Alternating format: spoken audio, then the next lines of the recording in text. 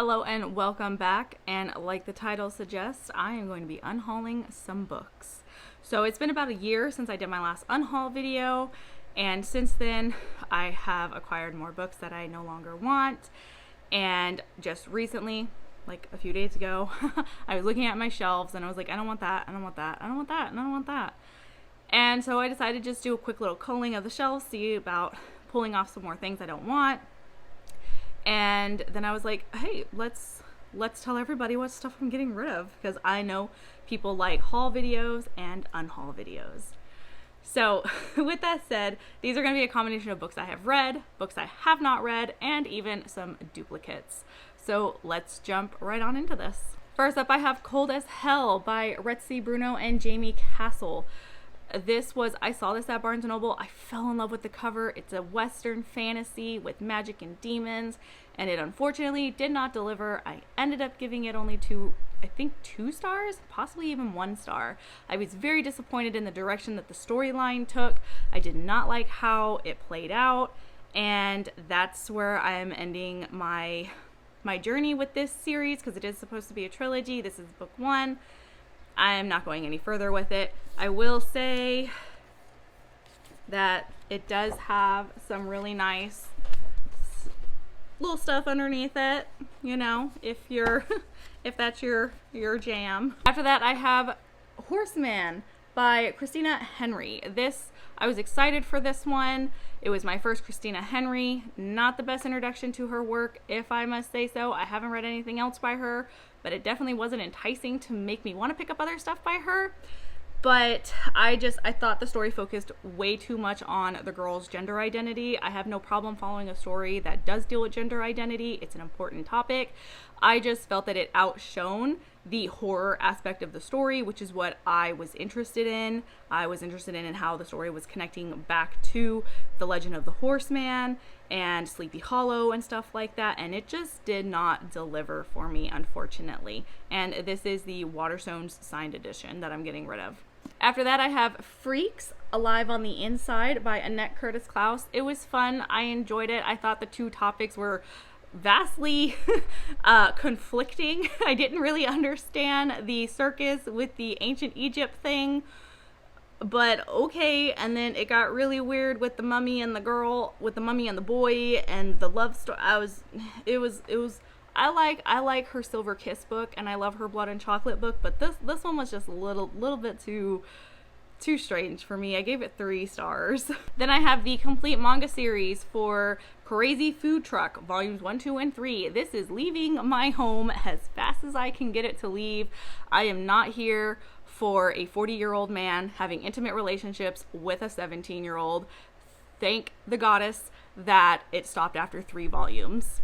This next one, All of Us Villains by Amanda Foody and Christine Lynn Herman.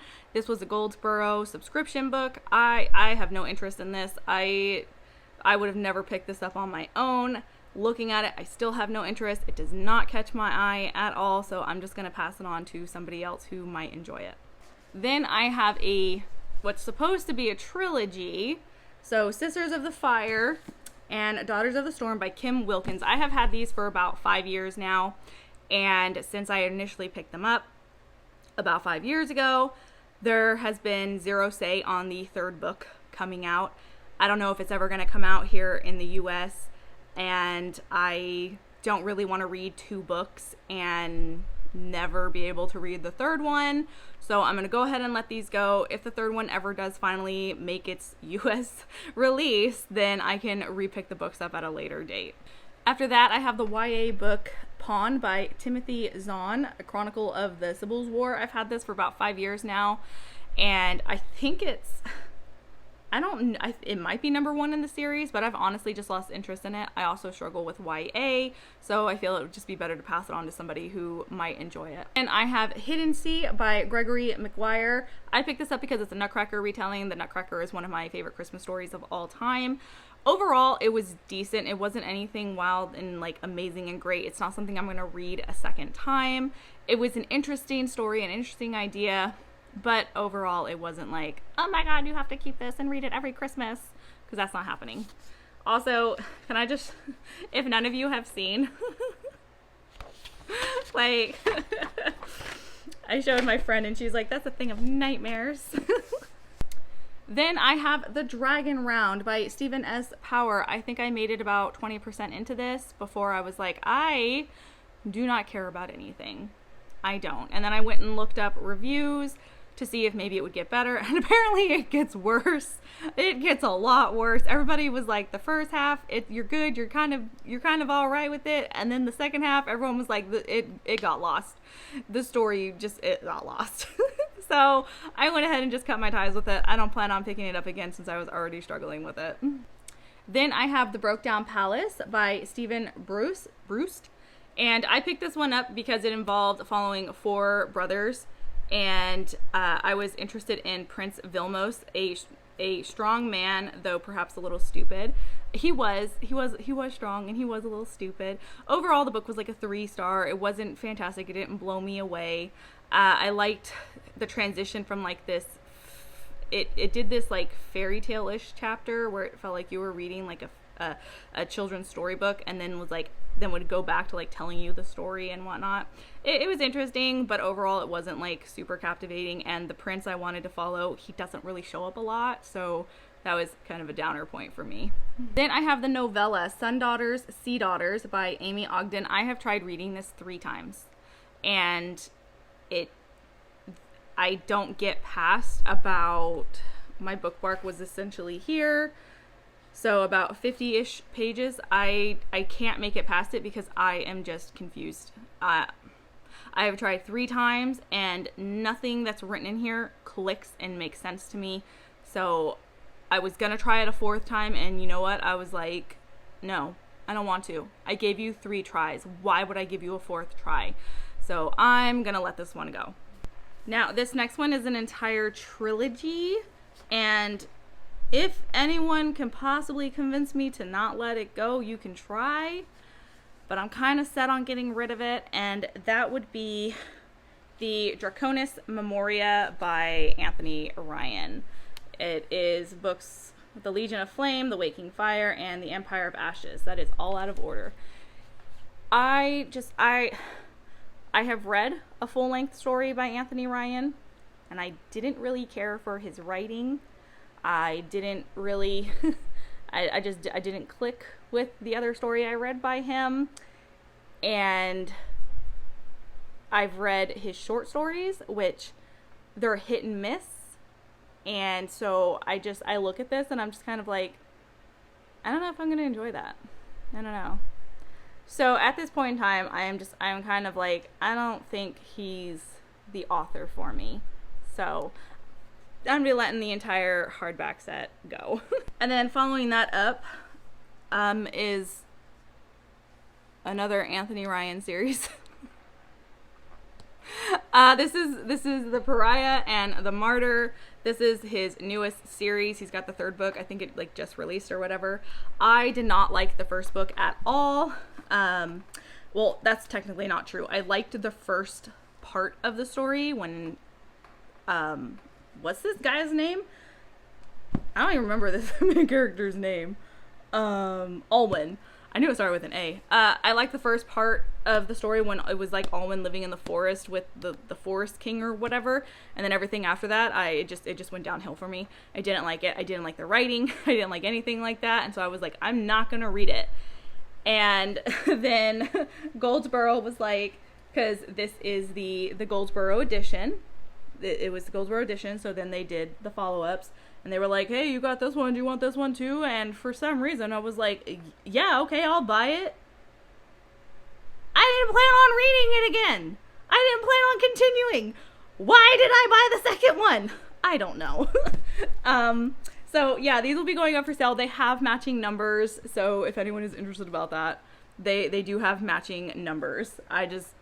You just won't have the 3rd matching. I'm sorry. And after that, I have The Shadow of Gods by John Gwynne. I love this book, but you can't see it because it's turned the other way, but I have the Goldsboro edition right there along with the follow-up book as well.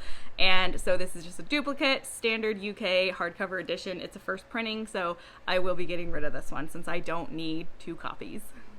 Then I have Blood of the Chosen by Django Wexler. This is a duplicate. I have the entire trilogy by Goldsboro in their special editions, so I have no need for this one. I had actually, when I had ordered the first one through Goldsboro, I thought I had canceled the regular copy that I ordered from Waterstones, and I did not. So I paid for 2 books.